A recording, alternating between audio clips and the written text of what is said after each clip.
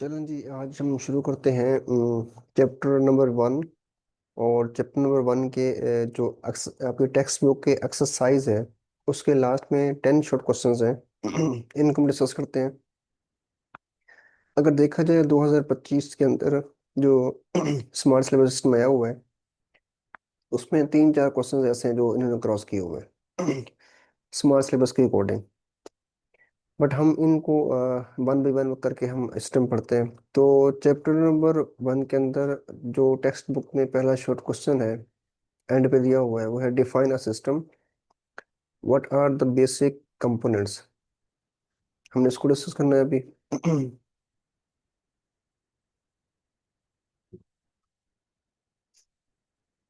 ये question number आपके पास 1, इसको मैं अंडरलाइन कर रहा हूँ, यहाँ से सर्कल कर रहा हूँ ताकि ये क्लियर आपको नजर आए।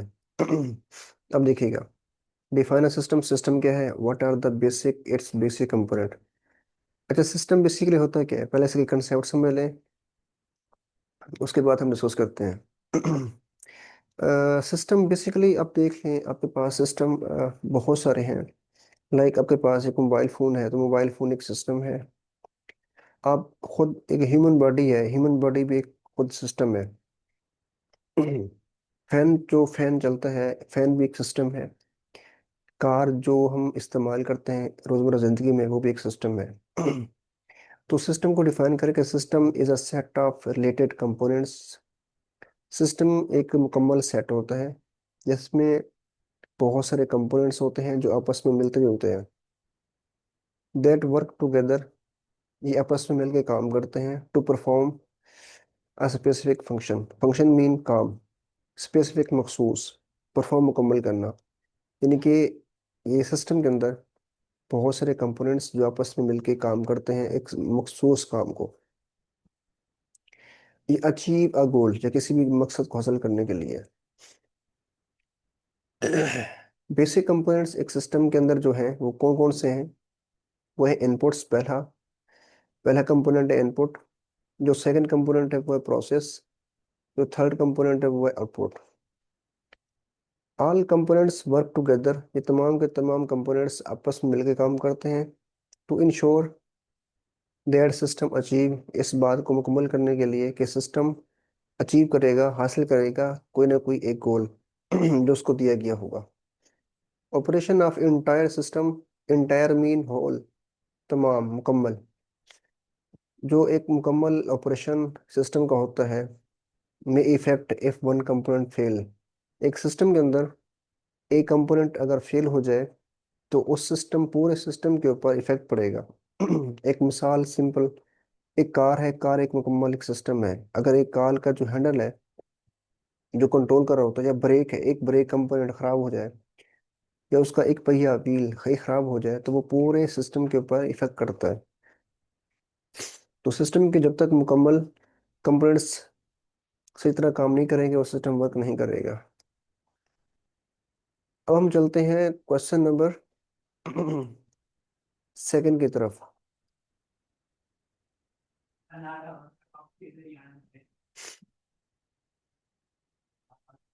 देखिए क्वेश्चन नंबर सेकंड, कि differentiate between natural and artificial system.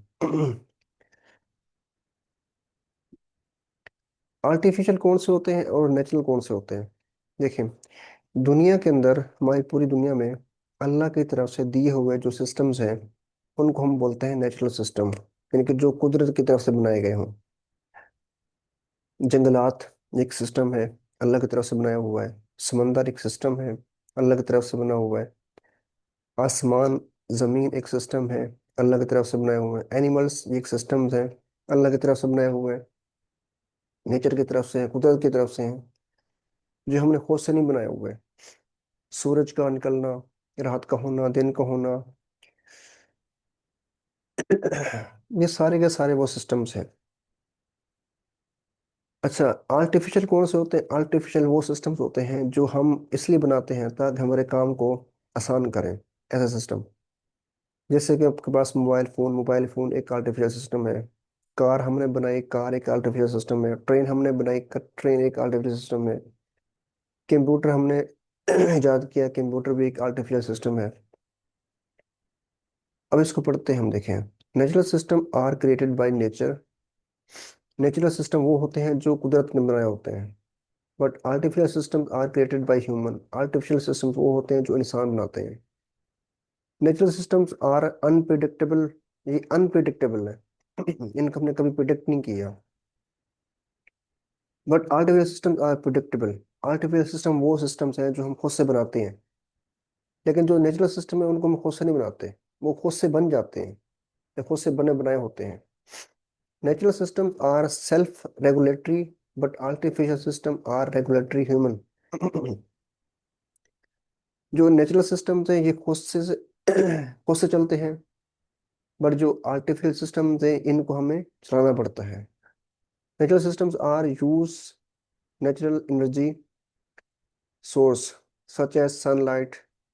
अच्छा, जो नेचुरल सिस्टम्स होते हैं उनको वो इस्तेमाल करते हैं नेचुरल एनर्जी को। अब देखिए, अगर ह्यूमन बॉडी है तो ह्यूमन बॉडी ये अल्लाह की तरफ से दी हुई एनर्जी को इस्तेमाल करती है। जैसे हम इंसान हैं, इंसान जिंदा रहते हैं, एनिमल्स हैं, प्लांट्स हैं, ये सूरज की लाइट को इस्तेमाल करके एनर्जी हासिल करते हैं। बट जो आर्टिफिशियल सिस्टम होते हैं वो यूज करते हैं artificial energy source such as electricity. अब देखे ना, अब फैन है, फैन अगर चल रहा है तो फैन को इलेक्ट्रिसिटी ही चाहिए।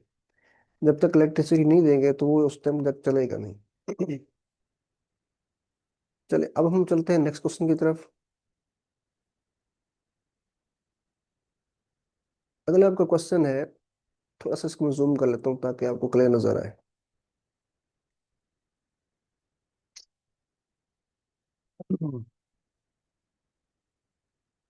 क्वेश्चन नंबर 3 के ऊपर हम चलते हैं।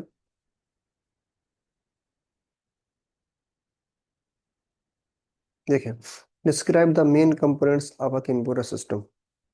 कंप्यूटर सिस्टम के जो मेन कंपोनेंट्स हैं वो कौन कौन से हैं? The main components of a computer system are interface. जो कंप्यूटर का, जैसे कंप्यूटर सिस्टम के जो मेन कंपोनेंट्स हैं वो है इंटरफेस। इनके जो चीज़ सामने देखते हैं आप, अगर एक मोबाइल इस्तेमाल कर रहे हैं तो मोबाइल की जो स्क्रीन है वो इंटरफेस है। अगर कंप्यूटर इस्तेमाल कर रहे हैं तो कंप्यूटर जो स्क्रीन है वो इंटरफेस है। Processing and communications components.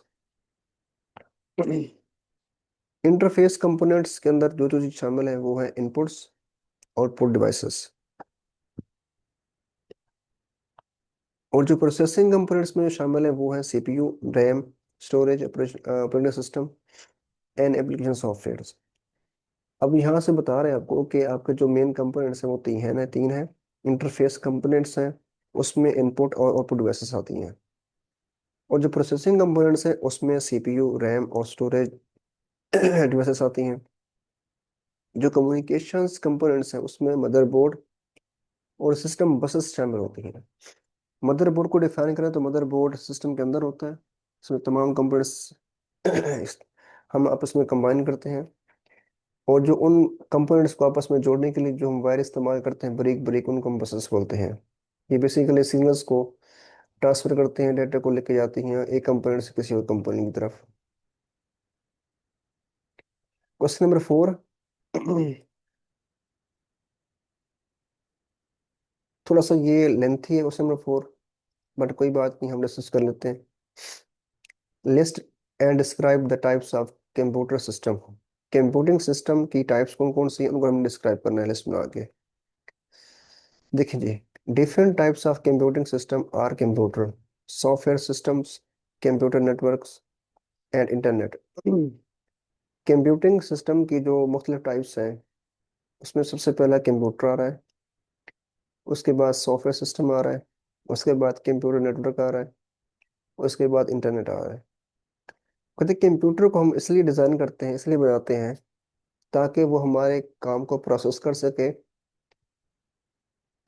जो हम डेटा उसको देते हैं, और परफॉर्म कर सके हमारे टास्क, वो काम जो हम देते हैं according to set of instructions. मतलब क्या हुआ, जो हम इंस्ट्रक्शंस, जो हम इनपुट्स, जो हम हिदायत उसको देते हैं, जो हम उससे काम करने को कहते हैं कंप्यूटर सिस्टम को, वही काम करता है। अब मोबाइल फ़ोन इस्तेमाल करते हैं, मोबाइल फ़ोन का अगर वॉल्यूम अप करें तो वॉल्यूम अप ही होगा, अगर उसका पासवर्ड ओपन करें तो उसका पासवर्ड नहीं ओपन होगा। सॉफ्टवेयर क्या होते हैं, देखिए सॉफ्टवेयर एक सेट है इंस्ट्रक्शंस का जो हम कंप्यूटर को देते हैं, जिसकी बेस पे वो परफॉर्म करता है स्पेसिफिक टास्क। मैं रीडिंग कर लेता हूँ क्योंकि बच्चों को मुश्किल होती है यहाँ पे।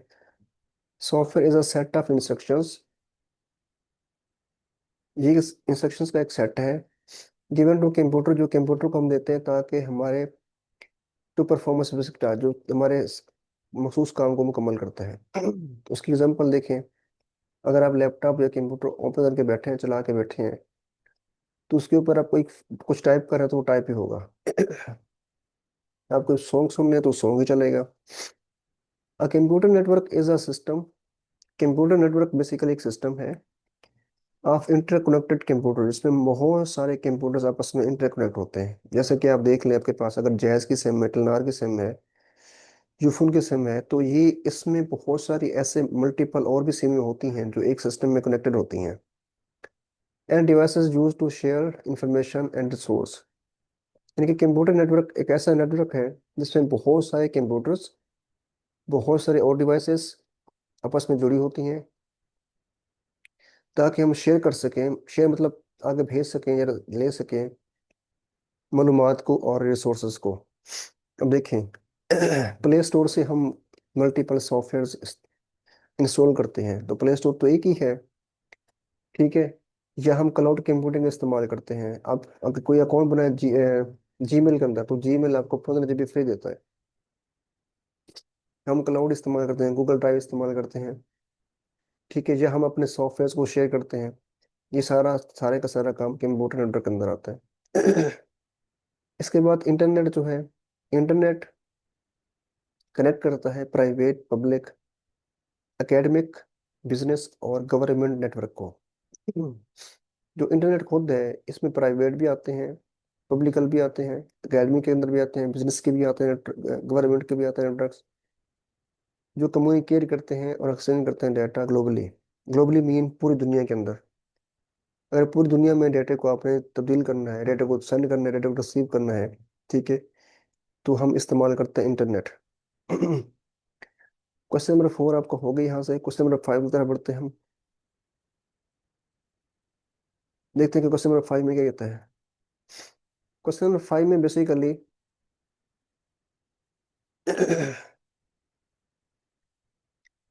What are the main components of von Neumann architecture. Von Neumann का आर्किटेक्चर का जो मेन कंपोनेंट है वो कौन कौन से हैं। देखिए, main components of von Neumann architecture, जो वोन न्यूमन के आर्किटेक्चर के मेन कंपोनेंट्स हैं, वो है पहला पहला मेमोरी, उसके बाद है सीपीयू, उसके बाद है इनपुट डिवाइसेस और आउटपुट डिवाइसेस। ये इसके मेन कंपोनेंट्स हैं। अब जो पहला मेन कंपोनेंट्स मेमोरी है, इसको डिफाइन करते हैं कि memory use to store data and instruction. जो बेसिकली मेमोरी होती है किसी सिस्टम के अंदर, वो डेटे को और इंस्ट्रक्शंस को, जो हम इंस्ट्रक्शंस मीन जो हम इनपुट दे रहे होते हैं, उनको सेव करने के लिए, जमा करने के लिए इस्तेमाल करते हैं। सीपीयू इज रिस्पॉन्सिबल, सीपीयू इसलिए रिस्पॉन्सिबल होता है, जिम्मेदार होता है टू एग्जीक्यूट, एग्जीक्यूट का मतलब होता है रन करना, इंस्ट्रक्शंस एंड परफॉर्मिंग कैलकुलेशन। अगर सीपीयू इस बात की रिस्पॉन्सिबिलिटी लेता है कि जो हम उस कंप्यूटर को, सिस्टम को इंस्ट्रक्शन दे रहे होते हैं, इनपुट दे रहे होते हैं, उन इंस्ट्रक्शंस को रन करना और वहां से उनको कैलकुलेट करना। Input devices allow user to provide data, जिनके इनपुट आपको इस परमिशन देती हैं आपको कि आप किसी सिस्टम को इनपुट दे सको। अब माउस इस्तेमाल करते हैं, माउस एक इनपुट डिवाइस है। कीबोर्ड इस्तेमाल करते हैं, कीबोर्ड इनपुट डिवाइस है। तो कीबोर्ड और माउस को इस्तेमाल करके आप कंप्यूटर को इनपुट दे रहे होते हो, क्योंकि यही आपको दो चीज अलाउ करती हैं कि आप किसी भी सिस्टम के अंदर इनपुट दे सके। And instructions to computer system, ठीक है। Output device are use to display the result to user. Output devices को इस्तेमाल करते हैं ताकि उसका जो हम इनपुट दे रहे होते हैं उसका रिजल्ट देख सके। अब देखिए, आप कंप्यूटर या मोबाइल इस्तेमाल कर रहे हैं, तो मोबाइल के ऊपर जो काम करते हैं आप, वो काम का जो आउटपुट रिजल्ट मिलता है वो आपके स्क्रीन पे दिखाई देता है। या कंप्यूटर इस्तेमाल करें, तो कंप्यूटर के कीबोर्ड माउस को इस्तेमाल करते हुए जो हम काम कर रहे होते हैं, उसका जो डिस्प्ले होता है, उसका रिजल्ट होता है, वो आपको कंप्यूटर की स्क्रीन नजर आता है।